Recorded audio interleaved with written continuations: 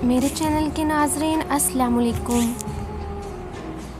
अब्बा जी बूढ़े हो गए थे और चलते चलते दीवार का सहारा लेते थे। नतीजतन दीवारों का रंग खराब होने लग गया। जहाँ भी वो छूते थे वहाँ दीवारों पर इनकी उंगलियों के निशानात छप जाते थे। मेरी बीवी को जब पता चला तो वो अक्सर गंदी नज़र आने वाली दीवारों के बारे में मुझसे शिकायत करती।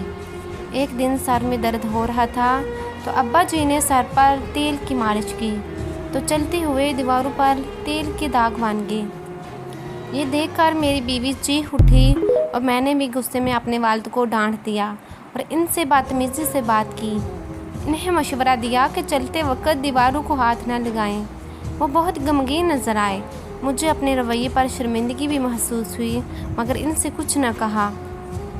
अब्बा जी ने चलते हुए दीवार को पकड़ना छोड़ दिया और एक दिन वो गिर पड़े और बिस्तर से जा लगे जो इनके लिए बिस्तर मरग बन गया और कुछ ही दिनों में हमसे रुखसत हो गए।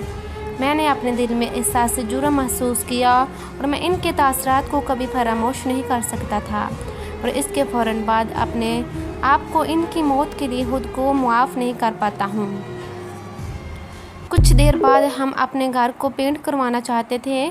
जब पेंटर आए तो मेरा बेटा जो अपने दादा से प्यार करता था उसने मुसव्विरों को दादा की उंगलियों के निशानात साफ़ करने और इन जगहों को पेंट करने की इजाज़त नहीं दी। पेंटर बहुत अच्छे और जिद्दत पसंद थे। उन्होंने इसे यकीन दिलाया कि वो मेरे वालिद के फिंगरप्रिंट्स हैंड प्रिंट्स को नहीं हटाएंगे बल्कि इन निशानात के गिर्द एक खूबसूरत दायरा बनाएंगे और एक मुनफरद डिज़ाइन बनाएंगे। उसके बाद ये सिलसिला जारी रहा और वो प्रिंट्स हमारे घर का हिस्सा बन गए। हमारे घर आने वाले हर फर्द ने हमारे मुनफरद डिज़ाइन की तारीफ़ की। वक्त के साथ साथ मैं भी बूढ़ा होता गया।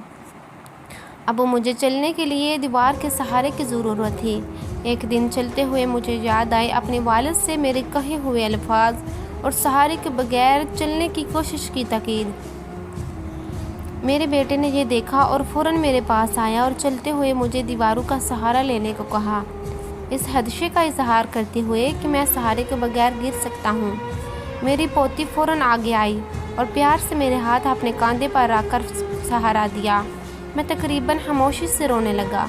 अगर मैंने अपने वालिद के लिए भी यही किया होता तो वो ज़्यादा देर तक ज़िंदा रहते। मेरी पोती ने मुझे साथ लिया और सोफ़े पर बैठाया। फिर इसने मुझे दिखाने के लिए अपनी ड्राइंग बुक निकाली। उसकी अस्तानी ने उसकी ड्राइंग की तारीफ़ की थी और उसको बेहतरीन रिमार्क्स दिए थे। हक्का दीवारों पर मेरे वालिद के हाथ के निशान का था और उसके रिमार्क्स थे, काश हर बच्चा बड़ों से इसी तरह प्यार करे। मैं अपने कमरे में वापस आया और अपने वालिद से मुआफ़ी मांगते हुए रोने लगा जो अब नहीं थे। नाज़रीन, अब भी वक्त के साथ साथ हम बूढ़े हो जाते हैं। आइए अपने बड़ों का ख्याल रखें और अपने बच्चों को भी यही सिखाएं। अपने घर वालों को भी बताएं कि ये बुज़ुर्ग कीमती होते हैं, दीवारें और चीज़ें नहीं। नाज़रीन, अगर आपको मेरी वीडियो पसंद आए तो इसे लाइक और दोस्तों के साथ शेयर कीजिएगा और मज़ीद ऐसी वीडियोस के लिए मेरे चैनल को सब्सक्राइब कीजिएगा। शुक्रिया।